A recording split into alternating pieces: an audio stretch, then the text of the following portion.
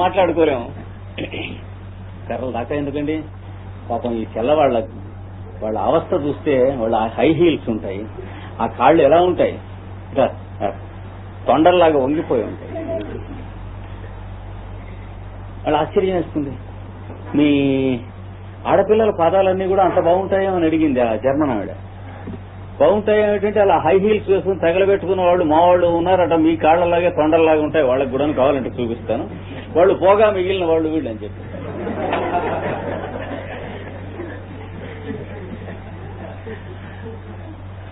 ఆవిడ అన్నది ఆ పాదాలు అలా వెళ్ళి ముట్టేసుకుందాం అని అనిపిస్తూ ఉంటుంది, అలా అంత తమాషగా పువ్వులల్లే ఉన్నాయన్నది. నువ్వు కూడా హై హీల్స్ తొడుక్కోకుండా మీ పిల్లల్ని పెంచితే అలాగే ఉంటాయని వింటారా వస్తారా అంది. అంటే మన దేశంలో చెడ్డ విషయాల నుంచి మంచి విషయాలు మనం వింటున్నాం ఏమిటి, అందరూ వినేందుకు. పాపం మోహన్ అడిగింది అనమాట, అంత బాగుంటాయేమిటి ఇక్కడ ఉన్న పిల్లలందరికీ కాళ్ళు అని అడిగింది. హై హీల్స్ తొడగరు కనుక. అలాగే పిల్లవాడు లైట్ వంక చూస్తాడు నవ్వుతాడు, మీ వంక చూస్తాడు నవ్వుతాడు. మనం నవ్వటానికి భాష ఇవన్నీ ఉన్నాయి కదా, వాడికి నవ్వటానికి ఏదైనా లేదు, సూటిగా నవ్వుతాడు. నాన్న ఎందుకు నవ్వుతున్నావు అని అడిగితే మళ్ళీ నవ్వుతాడు.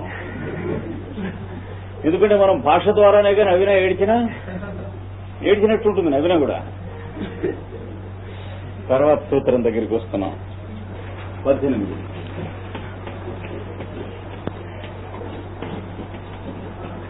అంటే ఆ పై సూత్రం 17వ సూత్రం చిన్నగా అర్థం కాకపోతే చాలా తలకిందులుగా ఉంటుంది. తలకిందులుగా వ్యాఖ్యానాలు చేశారు, జాగ్రత్తగా ఉండాలి. సంస్కార సాక్షాత్కరణ పూర్వ జాతి జ్ఞానం,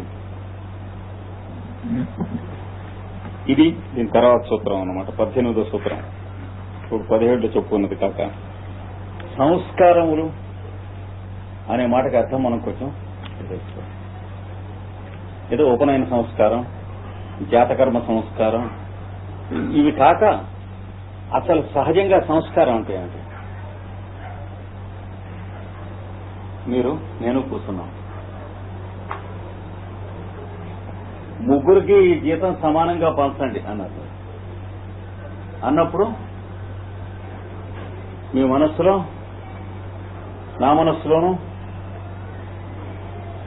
ఒక అభిప్రాయం వస్తుంది. అభిప్రాయంతో పాటు ఇంకేమొస్తుంది? ముగ్గురు వస్తారు, సారా తర్వాత సమంగా పంచండి అన్నారు కదా. ఈ మూడింటి మధ్యాహ్నం సమానంగా దూరం ఉండి ఈక్వలేటరల్ ట్రయాంగిల్ లాంటి ఒక ఐడియా వస్తుంది. ఏమండి, చిన్నపిల్లాడు అసలు 3 అనే పేరు రాదు వాడికి, వాడిని పిలుచుకొచ్చి వాడి చేతికి 3 చాక్లెట్లు ఇచ్చి వారికి ఇవ్వండి ఇచ్చేస్తారు, ఇంకో 3 ఇచ్చి వారికి ఇవ్వండి ఇచ్చేస్తారు, ఇంకో 3 షార్ట్ హ్యాండ్ మొదటి రోజు నేర్చుకుంటున్నా, భాష ఏదన్నా కొత్తది మొదటి రోజు నేర్చుకుంటున్నా, ఇలాగే నేర్చుకుంటున్నాం, ఇంతకంటే పెద్ద మునగాళ్ళుగా ఏం నేర్చుకుంటున్నాం, అంతేనా? ఏమండి, కనుక ముందర ఏముంటుంది? భావము. ఇదేంటి దీని పేరు? భావ రేఖ లేదా భావ చిత్రము, థాట్ ఫారము. ప్రతి భావానికి దాని పిక్చర్ మన మైండ్ లో ఉంటుంది, మనకు తెలియదు. పిక్చర్ అంటే క్యాలెండర్ లాగా రంగులతో వేళ్లాడక్కర్లేదు, కాన్సెప్ట్. కనుక థాట్ ఫారము, భావము యొక్క రేఖా స్వరూపము, ఈ 2 తప్పనిసరిగా ఉంటాయి. యానిబిసెంట్, లెడ్బిటర్ ఇద్దరు కలిసి ఇప్పటి 125 సంవత్సరాల కిందటి సంగతి థాట్ ఫారమ్స్ అని ఒక చాలా హైలీ సైంటిఫిక్ బుక్ రాశారు. అంటే 20వ శతాబ్దిలో ఇంకా చదువుకునేందుకు అర్హత వచ్చినటువంటి వాళ్ళని తక్కువ మంది ఉన్నాం కనుక వెయిట్ చేస్తున్నాయి ఆ పుస్తకాలు. 21వ శతాబ్దం మధ్యలోకి వచ్చేటికి అప్పుడు వచ్చేటువంటి యూనివర్సిటీస్ అవి టెక్స్ట్ బుక్స్ చేశారు. ఆ ఇవల్యూషన్ ఇప్పుడు లేదు కనుక ఆ పుస్తకాలు ఆగి ఉన్నాయి. చూసారా? కనుక థాట్ ఫారమ్స్ అనే పుస్తకం ఎప్పుడో మీకు చదివితే ఇప్పుడు నేను చెప్పింది లెడ్బీటర్ గారు ఎలా ఎక్స్ప్లెయిన్ చేశారో మీకు తెలుస్తుంది.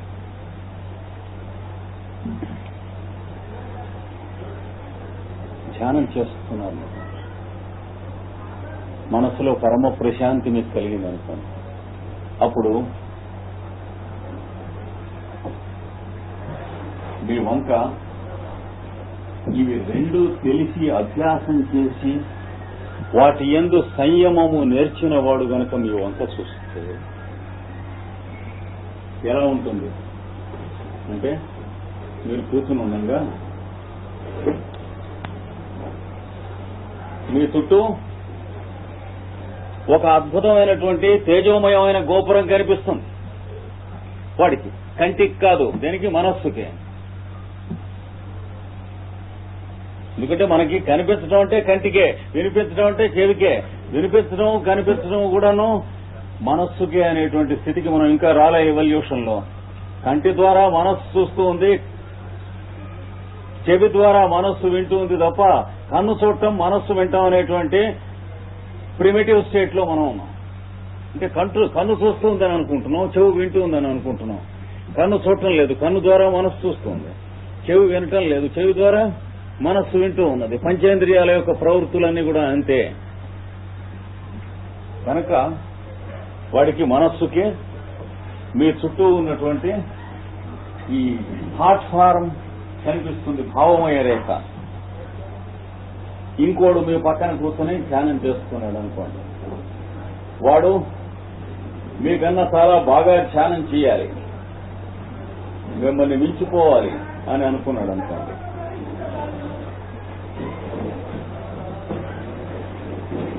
కొక్కిరాయిలో వంకర తిరుగుతుంది వాడికి కనిపించే రూపం. వాడు చెబుతాడు, ఒరే నీలో జలసి ఉన్నది, ధ్యానం చేస్తూ ఉంటే సర్దుకు అని చెప్పేస్తాడు లేవంగానే. అసూయ ఉన్నది, వాడికంటే బాగా ధ్యానం చేద్దామని కూర్చున్నావు కనుక నేను పుటం పెట్టినా ఈ జన్మలో ధ్యానం రాదు. వాడికంటే అనేటువంటి అభిప్రాయం మనస్సులోకి పోంది, నీకు ధ్యానం వచ్చేది లేదు అని చెప్పేస్తాడు. ఏమండి, ఎంతసేపటికి ధ్యానం రావటం లేదే అని వాడు కోపంతో కూర్చున్నాడు. వాడికి ఏమొస్తుంది, వాడి భావమయ రేఖలన్నీ చల్లా చెదరై కనిపిస్తాయి. చాలా బాధపడుతున్నాడు, మనస్సు నిలబడలేదండి పాపం. ఒరేయ్ అలా బాధపడి లాభం లేదు, కొన్నాళ్ళు వదిలేసి ప్రశాంతంగా తిరిగిరా మళ్లీ చెయ్యి అని చెబుతాడు వాడి సలహా. ఎందుకంటే he made A wrong approach.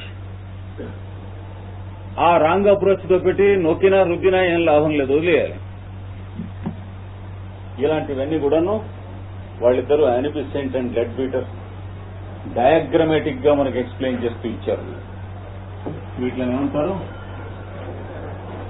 Thought forms అంటారు.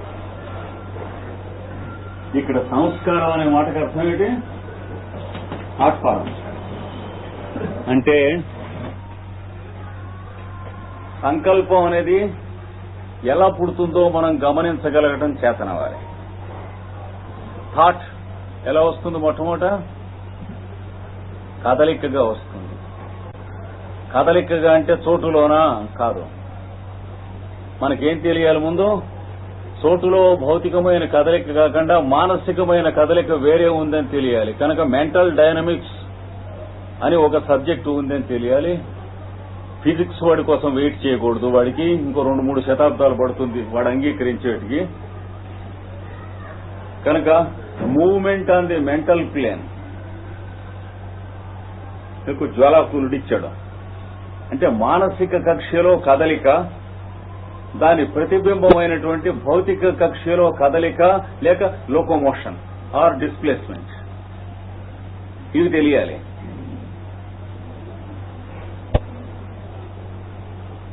మానసిక కక్ష్యలో కదలికనే థాట్ అంటాము. ఏమండి, అంటే బోధపడ్డంతవరకు బోధపడుతుంది, మెల్లిగా బోధపరుచుకోవాలి. ఆయన చెప్పాడు, ఇవి 21వ శతాబ్దము 4వ పాదంలో ఉన్నటువంటి విద్యార్థుల కోసం రాస్తున్నాను, మిగతా వాళ్ళు చేతనైనంత వరకు చదువుకోండి అన్నాడు వేలకోళ్ళు ఎల్ఎస్ఏ బెయిలీ బుక్స్ లో.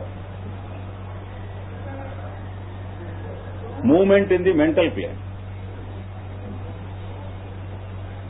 కనుక ముందేమొస్తుంది? Moment in the mental plane వస్తుంది, థాట్.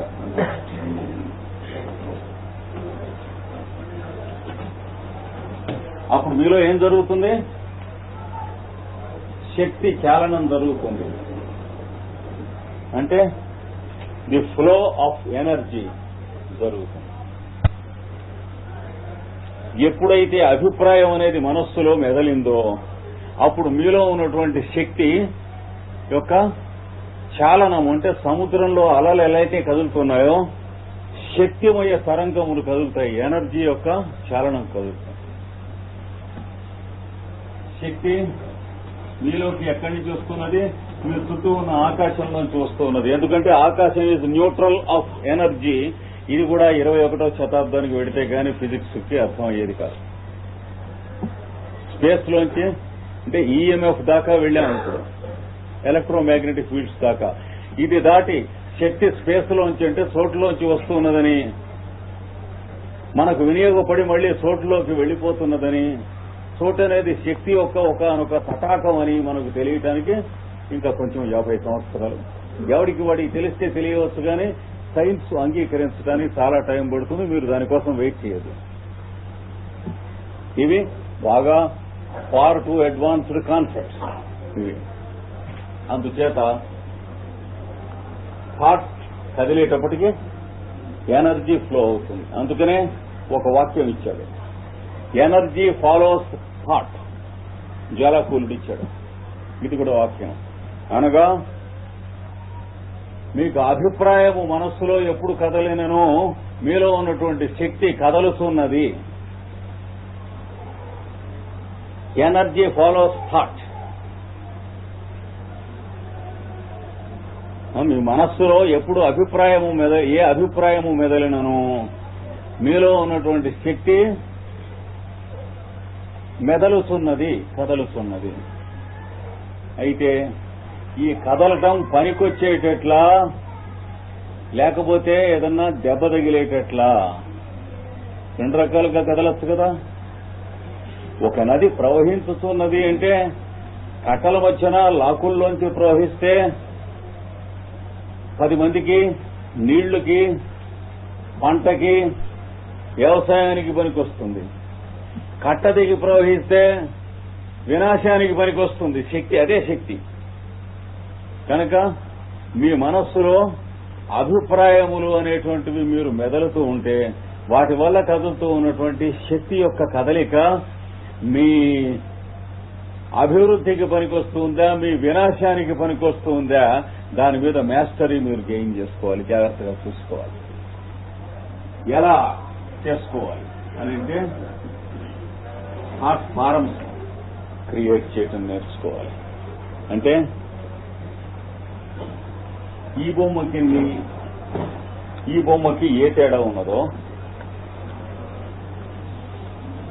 చదువు రానటువంటి మొద్దును కూడా తీసుకొచ్చి ఈ బొమ్మ బాగుందా, ఈ బొమ్మ బాగుందంటే ఇది చక్కగా ఉందండి అంటాడు. అంటే రెగ్యులారిటీ, ఇర్రెగ్యులారిటీ అనేది మనస్సుకి మనం అనుకున్న సోకాల్డ్ ఎడ్యుకేషన్ కి సంబంధించింది కాదు. చల్లగా ఉందండి, వాతావరణం వేడిగా ఉందండి అని చెప్పడానికి ఇంగ్లీష్ రావాలా? ఆక్సిజన్ పీలవటానికి కెమిస్ట్రీ రావాలా? ఎట్లా? కెమిస్ట్రీ వస్తే గానీ ఆక్సిజన్ పీల్చుంటే వెధవ చచ్చిపోతాడు వాడు. తేల్చక్కర్లేదు, తర్వాత విడిపోతుంది. అది తెలుసుకోవాలి. అందుకని ఇలాంటివి పుట్టించడం మానేసి ఇలాంటివి పుట్టించడం అనేటువంటిది నేర్చుకోవాలి. యోగాభ్యాసంలో మీరు చేసేది అంటే ఏమండి ఫలానా వారిని చూసొద్దాం వెళ్ళి మీరు అన్నారు. అంటే ఇదివరకు యోగాభ్యాసం చేయకమురకు ఏమని సమాధానం వచ్చింది? వాడి మొహం వద్దండి వాడిని. తర్వాత యోగాభ్యాసం చేశాక వాడు చూసొద్దాం రండి అంటే వాడు మంచివాడు కాదన్నారు ఇదివరకు. ఏమిటో అప్పుడు అలా అనుకున్నాను, క్లెయిమ్ గా చెప్పేస్తాం. అంతేగాని ఈ వచ్చి వాడు బాగుపడ్డట ఇలాంటి కోతలు పోయాం. అప్పుడు నేను అలా అనుకున్నాను, పొరపాటు, ఇప్పుడు వెడదాను రండి అంటాం. అంతే. ఏమైంది వీళ్ళలో మార్పు? ఇలాంటివి పుట్టించడం మానేశాడు, ఇలాంటివి పుట్టించడం మొదలెట్టాడు. మాట్లాడేటువంటి సంభాషణలలో కూడా నేను ఎడుతున్నాను పదార్థి అనేవాళ్ళం ఇదివరకు. యోగాభ్యాసం మొదలెట్టాక నిజమైన పద్ధతిలో ఏమంటాం? నేను ఇన్ని గంటలకి బజారుకి వెళ్ళవలసి ఉంది, మీకేమన్నా ప్రోగ్రాం ఉందా, మన ఇద్దరం కలిసి వెళ్దాం. ఇది పద్ధతి.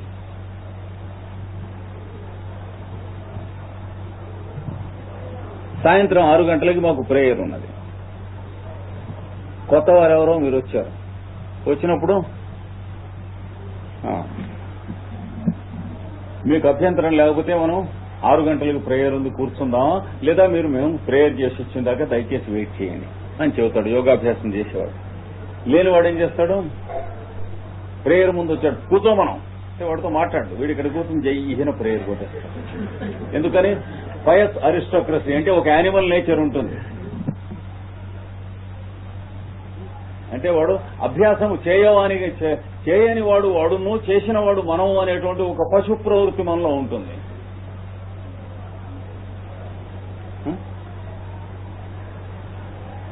కొత్త చోటు గడితే తెల్లవారుసాము లేచి 4 గంటలకు కంగన గాయత్రి మొదలెడతాడు. ఇంట్లో పిల్లలు లేచేట తర్వాత యోగాభ్యాసం చేసిన తర్వాత ఏం చేస్తాడు? తను అంతగా చేయదలుచుకుంటే ఊరు బయటకో, చెట్టు కిందకో, లేకపోతే నది ఒడ్డుకో వెడతాడు. ఇంట్లో పిల్లల్ని కొత్త చోటుకెళ్లి వాళ్ళ పిల్లల్ని గాబరా చేయడు తన గాయత్రి కోసం. ఎందుకంటే వాడికి అర్థం అవుతుంది, మనబోటి ఒక విధవ గాయత్రి చేయకపోతే లోకానికి ఏం నష్టం. Simple answer. అంటే మారిపోతుంది తరహా. అంటే ఇలాంటివి ప్రొడ్యూస్ చేయడం మానేసి ఇలాంటివి ప్రొడ్యూస్ చేయడం. జింక చర్మం కోసం జపం చేశాడు. మనం జపం చేయాలంటే జింక చర్మం ఎందుకు? జింకను చంపాలా? కింద కూర్చోలేమో రోగమా? ఆయన అన్నాడు పవర్ కిందికి ఎడుతున్నాను. వాడు అంతగా వెళ్ళటం నిజమైతే వెడితే ఏమోని. అందుకని ఇలాంటి నాన్ సెన్సికల్ థింగ్స్ అంటే వెళ్ళిపోయి సంస్కార సాక్షాత్కరణ. సంస్కారాలంటే ఇవి సంస్కరింపబడినటువంటివి. అంటే ఏ పవిత్రమైనటువంటి శుభమైనటువంటి అంటే పాజిటివ్ థాట్స్ అంటారు. ఫలానా వారికి ఎట్లా ఉందంటే ఏమిటి చేస్తున్నారు అంటే వాడి రోగం వచ్చింది అంటారు. అలాగాక యోగాభ్యాసం చేశాక ఫలానా వాడు ఏం చేస్తున్నాడు అంటే ఈ మధ్య కొంత అనారోగ్యంగా ఉన్నారని విన్నాను అంటాడు. తేడా ఉంటుందో చెప్పేదానికి.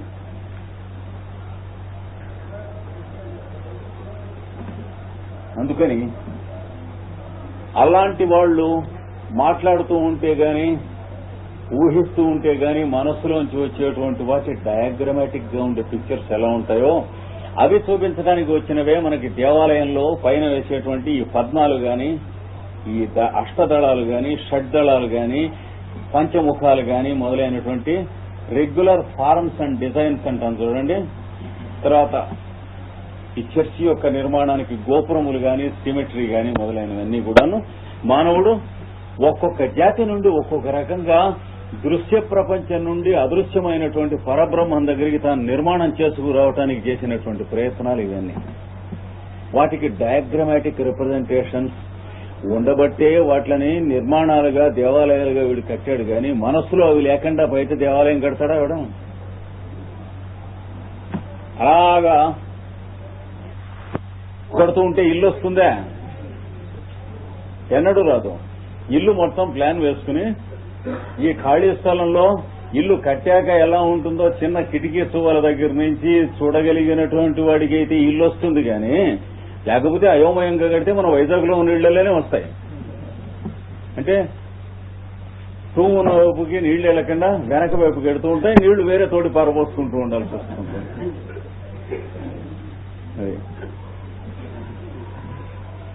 అందుచేత అభ్యాసం చేయటంలో ఈ రకమైనటువంటి మానసికంగా కట్టాడు. లేకపోతే ఎవరికి చెప్పాడు? మొట్టమొదటి దేవాలయం కట్టేటువంటి వాడికి ఇలా కట్టు, గోపురం కట్టు అని ఎవరు చెప్పారు? ఇలా కట్టు, చర్చి టవర్ కట్టు అని ఎవరు చెప్పారు? ఒక్కొక్క జాతి యొక్క దేవాలయం యొక్క నిర్మాణం పద్ధతి, గర్భాలయం ఇలా కట్టు అని ఎవరు చెప్పారు? 7 ప్రాకారాలతో దేవాలయం కట్టు ప్రదక్షిణం చేయడానికి అని ఎవరు చెప్పారు? ఇవన్నీ కూడాను మనిషికి పాజిటివ్ థాట్స్ డెవలప్ అవుతూ ఉంటే యువతలకి దానికి డయాగ్రమాటిక్ రిప్రజెంటేషన్ అంటే సంస్కారములు అనేటువంటి వస్తాయి. కనుక సంస్కార సాక్షాత్కరణ, సంస్కారములు చక్కగా సాక్షాత్కరిస్తాయి, రూపకల్పనంతో సాక్షాత్కరిస్తాయి. అంటే మనుషులు వస్తూ ఉంటే వాడు ఏ సంస్కారం కలవాడు, ఎంత సంస్కారం కలవాడు అనేటువంటిది మహానుభావుడు వస్తూ ఉంటే పద్మముల యొక్క మొగ్గలు, విచ్చుకున్నటువంటి పద్మములు, అష్టదళములు, షడ్దళములు, త్రికోణములు మొదలైనవన్నీ కనిపిస్తాయి వాడి చుట్టూ.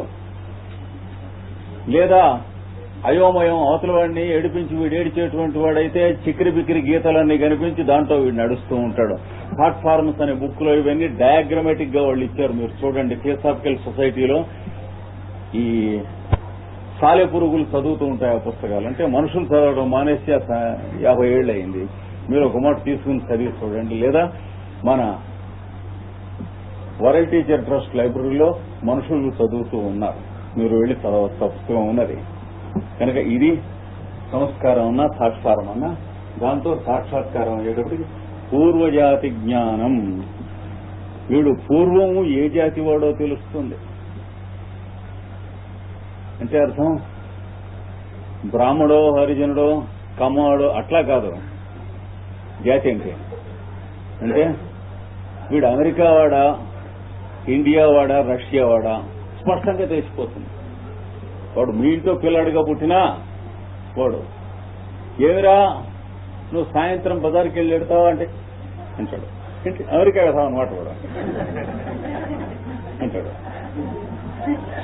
అంటే వాడు ఇక్కడ పుట్టాడు, తప్పేం లేదు. అంటే ఎవడికి ఒక 20 లక్షణాలు వాడికి ఉంటాయి ఆ జాతికి.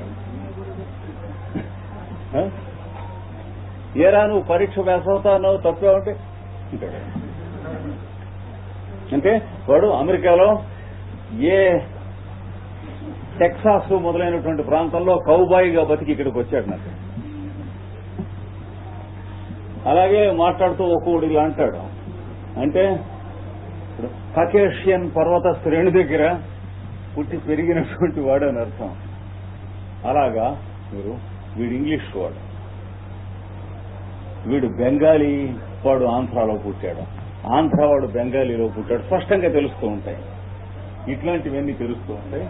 తర్వాత పూర్వజాతి జ్ఞానం అంటే పూర్వజన్మలో వీడు ఏ రకమైనటువంటి జీవితం జీవించాడు అవన్నీ ఇక్కడ తెలుస్తూ ఉంటాయి. ఎందుకని వీడికి ఏం తిందాం అనిపిస్తోంది, ఎలా నవ్వులుతున్నాడు, ఎలా తింటున్నాడు, భోంచేస్తూ ఉంటే ఇలా ఇక్కడి నుంచి పడుతూ ఉంటుంది, అలా జేబులో పడుతూ ఉంటుంది, ఇవన్నీ పడుతూ ఉంటాయి. ఆ పక్కన చుట్టుపక్కల అందరి మీద పడుతూ ఉంటుంది. ఇది వీటిని బట్టి 2 నిమిషాలు అంతే వాడు పూర్వజన్మలో ఎలా బతికాడు, ఏం చేశాడు తినటం. ఒక్కొక్కడు భోంచేసి లేచి వెళ్ళాక పొరపాటున ఆ విస్తట్లో ఇంకోడు కూర్చుంటాడు, అంత నీట్ గా ఉంటుంది తెలియక. వీడు పూర్వజన్మలో ఎలా బతికాడో స్పష్టంగా తెలుస్తుంది. అంటే వెరీ డీసెంట్. అంటే వీడెవడో ఎస్థెటిక్ లైఫ్ లీడ్ చేశాడు పూర్వజన్మలో తెలిసిపోతుంది. ఇలాగా పూర్వజాతి జ్ఞానం అంటే వాడు పూర్వజన్మ జ్ఞానం అంటే వాడి పేరేమిటి, వాడి అబ్బ పేరేమిటి ఇవన్నీ అక్కర్లేదు. ఎందుకంటే ఈ జన్మలో ఉన్నవే చాలు బీపీ వచ్చేందుకు వస్తుంది కదా. కిందటి జన్మలో ఉన్నవి కూడా తెచ్చుకుంటే ఏమవుతుంది, ఇంకా బుర్ర అక్కడ తీసుకెళ్లి యూనివర్సిటీ వెనకాల దగ్గరలో ఉంటుంటే దాంట్లో పడేయాలి తీసుకెళ్లి లోనటికి ఎస్ఐలంలో. అందుకని పూర్వ జాతి జ్ఞానం అంటే వీడి జాతి యొక్క జ్ఞానం తెలుస్తుంది. వీడి ఇలా ఉంటున్నాడు, పూర్వం ఇలా ఉండేవాడు, అంచేతే ఈ జన్మలో ఈ రకమైన రోగం వచ్చింది, ఇలాంటి సెక్స్ అబ్నార్మాలిటీస్ ఉండేవి, ఇలాంటి హోమోసెక్షువల్ గా ఉండేవాడు. వాడితో చెప్పక్కర్లేదు, వాడిని అడగక్కర్లే, ఎవరితో చెప్పక్కర్లే, శుభ్రంగా మీరు వాడికి చేయవలసిన హెల్ప్ చేయండి. ఇది నేను సూత్రం. తర్వాత సూత్రాలు రేపు మళ్ళీ చెప్పుకుందాం.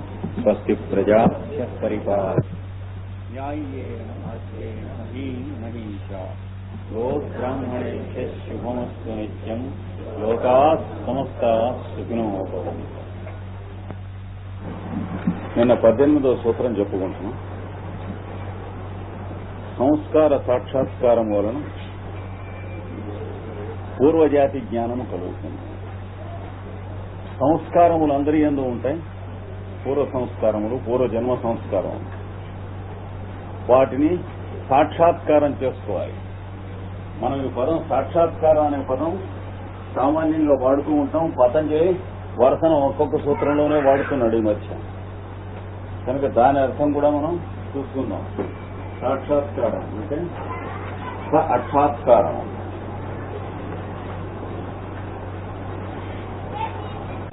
అక్షాత్ అంటే కంటితో, కంటి వలన కలిగేటువంటి దర్శనముతో కూడినది అన్నారు. అంటే అర్థం మనం సామాన్యంగా చెప్పుకోవాల్సింది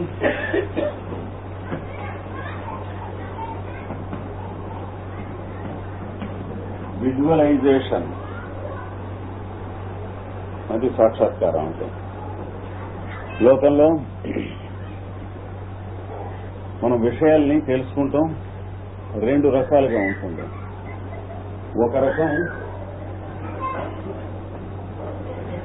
పరోక్ష జ్ఞానం, ఇంకో రకము ప్రత్యక్ష జ్ఞానం.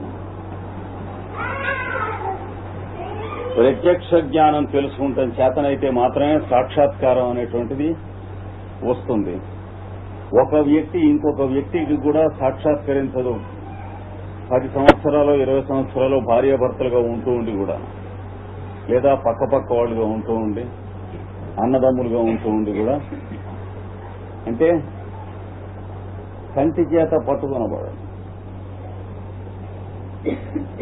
ఉదాహరణకు చూడండి, కొంతమందిని మీరు వాళ్ళు లేనప్పుడు కలుసుకుంటే తొందరగా వాళ్ళ రూపం అది గుర్తొస్తుంది, కొంతమంది వాళ్ళ రూపం తొందరగా గుర్తురాదు, కొంతమంది రూపం గుర్తే రాదు.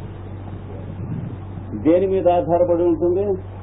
వాళ్లతో మీరు ఎన్ని ఎక్కువ సంవత్సరాలు కలిసి ఉన్నారో అనే దాని మీద ఎన్నడూ ఆధారపడి ఉండదు చూడండి.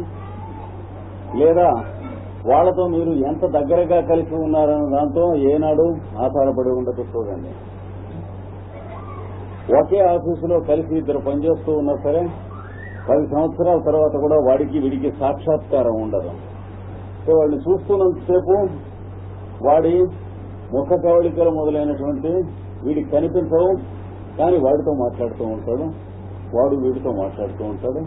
వీడు ముఖ కవళికలు వాడు పట్టించుకోడు, వాడు ముఖ కవళికలు వీడు పట్టించుకోడు. వీడి కంఠధ్వని వాడు పట్టించుకోడు, వాడి కంఠధ్వని వీడు పట్టించుకోడు. వీడు మాట్లాడుతున్నటువంటి తరహా వైఖరి వాడు పట్టించుకోడు, వాడు మాట్లాడుతున్న తరహా వైఖరి వీడు పట్టించుకోడు. ఏం చేత? Not interested. ఆఫ్టర్ ఆల్ వీడ వాడే ఉంటుంది. ఆఫ్టర్ ఆల్ మన కొలిగే కదా. అలాంటిది ఒక్కొక్కప్పుడు ఏదన్నా క్రైమ్ నావల్ చదివినప్పుడు అది జరిగినటువంటి సీను, ఆ క్రైమ్ చేసినటువంటి వాడు, చేయబడినటువంటి వాడు, ఎక్కడ జరిగిందో ఆ ప్రదేశం మొదలైనటువంటివన్నీ కూడాను చాలా డీటెయిల్స్ తో కూడా లోపల ముద్ర పడతాయి, సాక్షాత్కారం పడతాయి. అంటే అర్థం ఏమిటి? వాడికి ఉన్న టేస్ట్ తెలుస్తుంది దాని మీద, వాడి సంస్కారం ఎలాంటిది అనేటువంటి.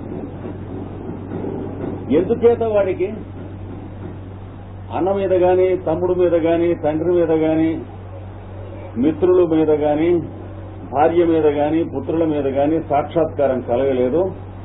ఏదో ఒక క్రైమ్ నావల్ చదివితే నిద్దట్లో కూడా గుర్తొచ్చేటట్లుగా, కలవరించినా అదే కలవరించేటట్లుగా ఎందుకు తోల్చుకొని పడ్డదంటే such a very nasty taste. అంటే వాడికి ఉన్న టేస్ట్ అంటే వాడి మనస్సులో, వాడి హృదయంలో రూపొందించుకునేటువంటి శక్తి అనేటువంటిది ఒక బంకమట్టిగా, ప్లాస్టర్ ఆఫ్ ప్యారిస్ గా మనం భావించినట్లయితే, అది దేనిని స్వీకరించుటకు సిద్ధముగా ఉన్నదో దాని పిక్చర్స్ నే, బొమ్మల్ని స్వీకరిస్తుంది, మిగిలినటువంటి వాటిని అంటుకోనివ్వదు, దూరంగా ఉంటుంది. చూసారా? ఇది దేనిని అంటుకోనిస్తుంది, దేనిని అంటుకోనివ్వదు అనే దేని మీద ఆధారపడి ఉంది. ఇంతటి జన్మలో వీడు వేట్లని అంటుకున్నాడు, వేట్లని అంటుకోలేదు, దేంతో తిరిగాడు, దేంతో తిరగలేదు, ఎలాంటి వాళ్లతో స్నేహం చేశాడు, ఎలాంటి వాళ్లతో స్నేహం చేయలేదు, ఏమేం పనులు చేశాడు, ఏమేం పనులు చేయలేదు, దాన్ని బట్టి ఈ జన్మలో వాడికి వేటి ఎందు కుతూహలం ఉంటుంది, వేటి ఎందు కుతూహలం ఉంటుంది. ఇంటరెస్ట్ అంటారు చూడండి. ఏమి నువ్వు నవల్స్ చదువుతావా అని అడిగితే నాకు ఇంట్రెస్ట్ లేదు అంటాడు ఒకడు. కానీ ఒక్కొక్కడు ఎవడో అడగక్కర్లేకుండా వాడంతట వాడే ఊళ్ళో ఎక్కడ నవల్స్ ఉన్నా సరే ఊరేసేస్తాడు. ఏమండి? నవలను నవల చదవటం రెండే కనుక నిజంగా స్టాండర్డ్ కనుకైతే అందరూ ఒకేలాగే చదవాలి, లేకపోతే అందరూ చదవటం మానేయాలి, అందరూ ఇంప్రెస్ కాకుండా అయినా చదవాలి.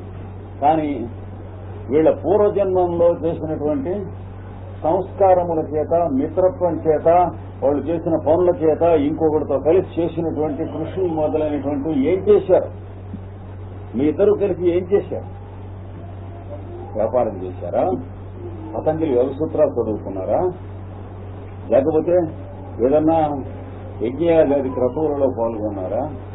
లేదా దేవాలయ నిర్మాణంలో మీరు ఇటగా సిమెంటు మొదలైనటువంటి ప్రొక్యూర్మెంట్కి తిరిగారా నడుం కట్టి? లేదా